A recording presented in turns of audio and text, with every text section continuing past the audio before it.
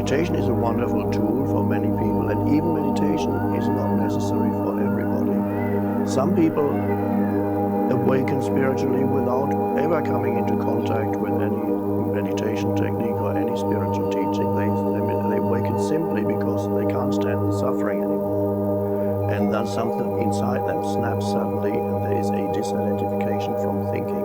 This, for example, has happened to people that I have met and known, people who had a serious illness, fatal. They were told they only had a very limited amount of time to live.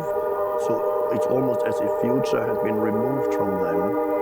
And a lot of one's thinking is to do with what's the next thing that's going to happen. It's very common. And when the future is removed, or whenever you mentally project yourself to some future, every future, by the way, is a thought. Except from a thought of future, there is no future, because no one has ever experienced the future. So what is the future? A thought in your head, basically. Without that, there's only ever the present moment. And what is the past?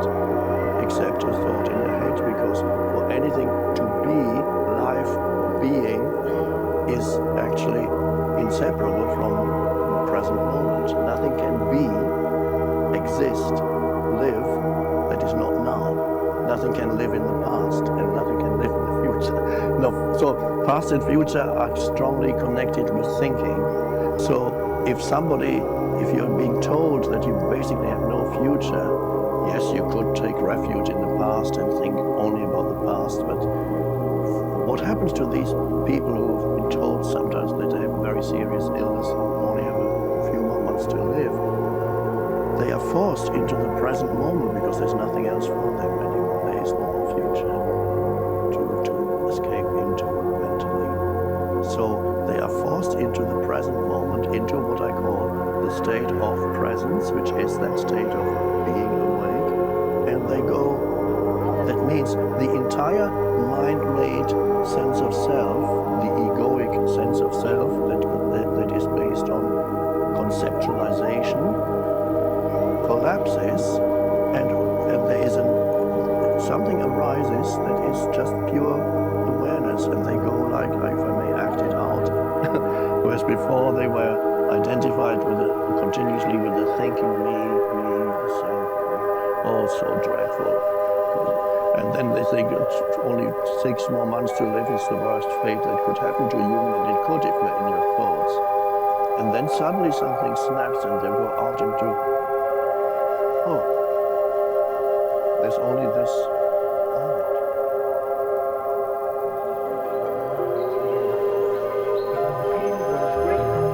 Reality insists on breaking through. At such a time, when you are lost, you need a map, not a formula or method. Systems of do and don't will not help you find your way. Nothing other than a free mind will provide the autonomy and spontaneity that life demands of us. To free the mind of wishful thinking must become the central aim of all our thinking.